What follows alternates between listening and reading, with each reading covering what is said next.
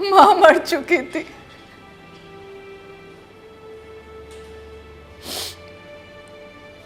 माँ ने बाबा के आंखों के आगे ही दम तोड़ा था।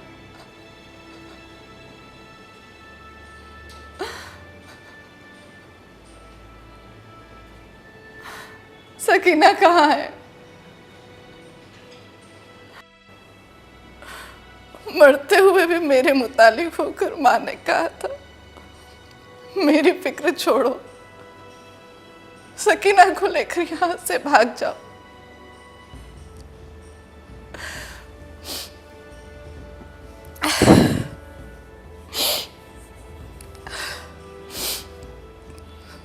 मैं बाबा के साथ ही थी। हम दोनों नंगे पैर भाग रहे थे। भागते भागते मेरा दुपट्टा गिर गया। बाबा दुपट्टा उठाने के लिए रुके और मैं जोर से चिल्लाई, अब्बा जी छोड़िए।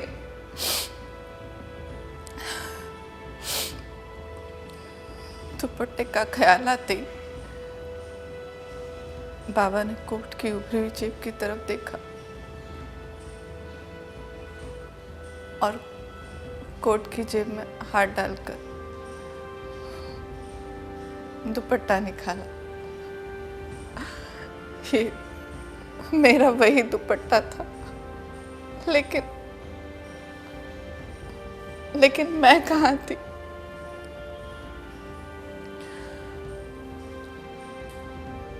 बाबा ने अपने थके हुए जेहन पर जोर डाला।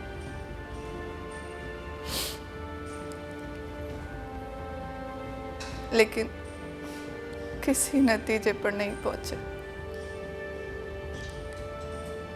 क्या मैं उनके साथ स्टेशन तक आई थी? क्या मैं उनके साथ गाड़ी में सवार हुई थी? या गाड़ी के रास्ते में रुक जाने पर जब बलवाई घुस आए थे और बाबा बेहोश हो गए थे, तब क्या बलवाई मुझे उठा कर ले गए थे? बाबा के जहन में सवाल ही सवाल थे, जवाब कोई नहीं था। बाबा को हमदर्दी की जरूरत थी, लेकिन वहां जितने भी इंसान थे, सबको हमदर्दी की जरूरत थी। बाबा ने रोना चाहा, लेकिन उनकी आंखों ने उनका साथ नहीं दिया। आंसू तो न जाने कहाँ गायब हो गए थे।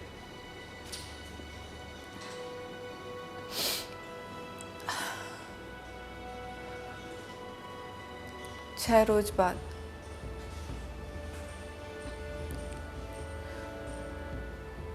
जब बाबा के होशो हवास कुछ दुरुस्त हुए, तो बाबा उन नौजवानों से मिले जो उनकी मदद करना चाहते थे। वो 8 नौजवान थे। उनके पास बंदूकें थी, लॉरियां थी। बाबा ने उनको मेरा हुलिया बताया।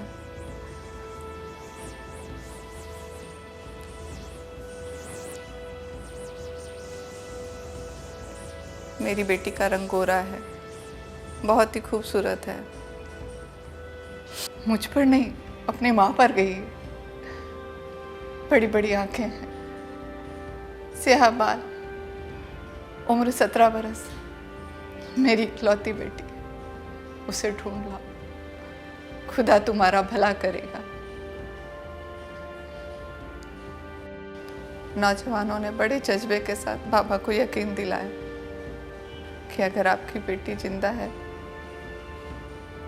तो चंद ही दिनों में आपके पास हो।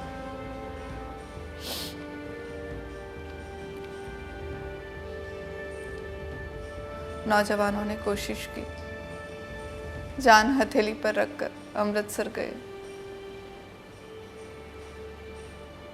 कई मर्दों, कई बच्चों, कई औरतों को निकाल निकाल कर महफूज मुकामों तक पहुंचाया। लेकिन 10 रोज बीत जाने पर भी मेरा कहीं पता नहीं चला।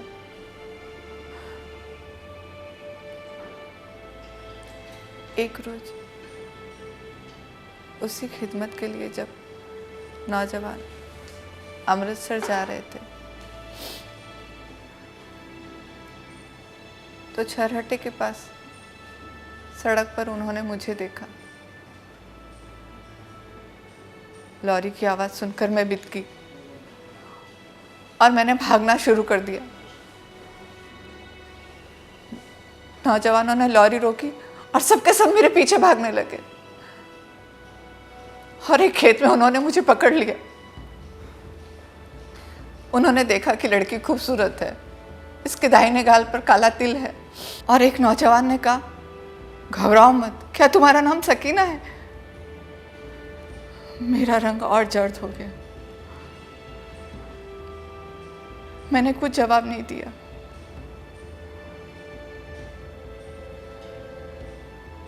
आठों नौजवानों ने काफी दम दिलासा दिया।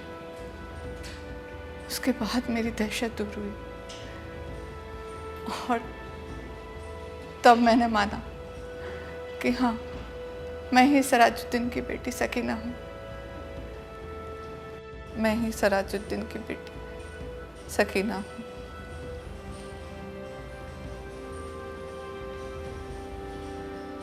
आठों नौजवानों ने मेरी काफी दिलजोई की,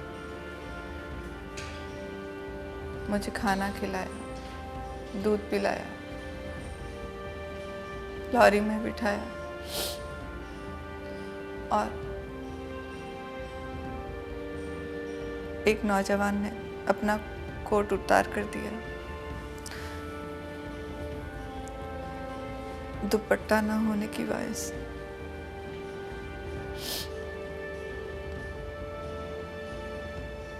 मैं काफी असहज महसूस कर रही थी।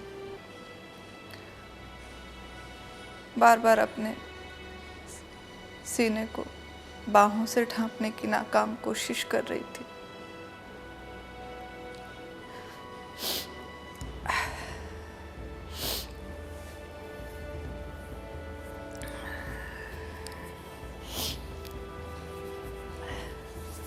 कई रोज गुजर गए, लेकिन पापा को मेरा कोई पता नहीं चला। पापा दिन भर मुख्तलिफ कैंपों के दफ्तरों के चक्कर काटते रहते और देर रात तक नौजवानों की कामयाबी की दुआ करते, जिन्होंने बाबा को यकीन दिलाया था कि अगर आपकी बेटी जिंदा है तो चंद दिनों में आपके पास होगी।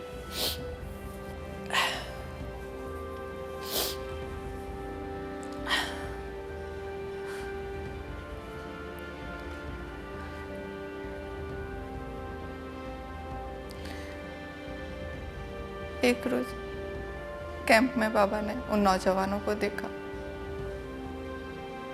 और भागते हुए उनके पास गए। लॉरी चलने ही वाली थी। बाबा ने चिल्लाकर पूछा, बेटा, मेरी सकीना का कहीं पता चला? सबने एक जुबान होकर कहा, चल जाएगा, चल जाएगा। और लॉरी चली गई। एक बार फिर बाबा ने उन नौजवानों की कामयाबी की दुआ मांगी। इस तरह बाबा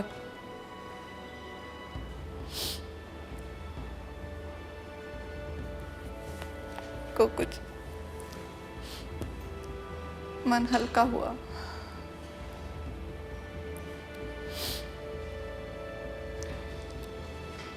एक शाम जहां बाबा बैठे थे, कैंप के पास कुछ गड़बड़ हुई। 4 आदमी कुछ उठाकर ले जा रहे थे। दरियाफ्त करने पर पता हुआ कि पटरी पर एक लाश पड़ी थी।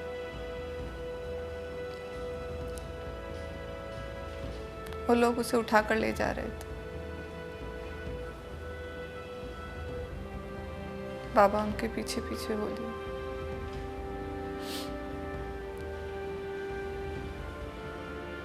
उन लोगों ने मुझे अस्पताल के सुपुर्द किया और वहां से चले गए।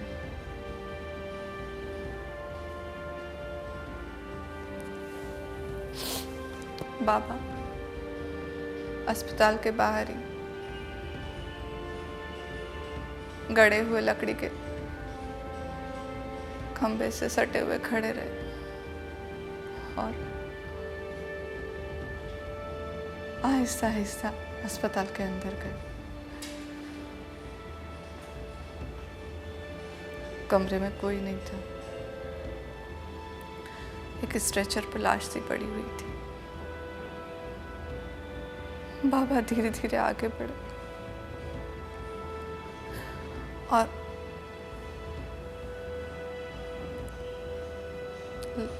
लाश के जड़ चेहरे पर काला तिल देखा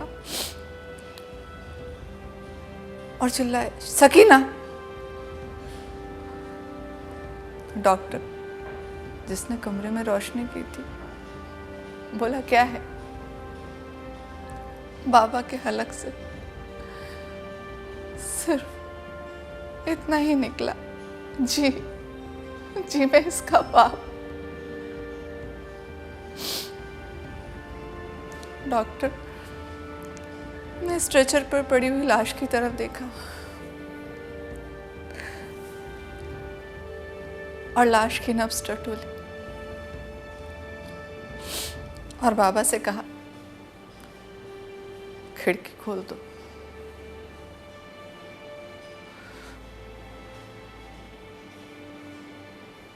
मेरे मुर्दा जिस्म में जुम्बिश हुई।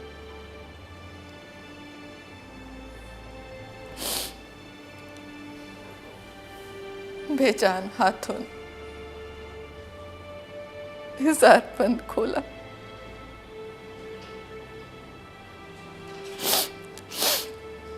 और अपनी सलवार नीचे सरका दी।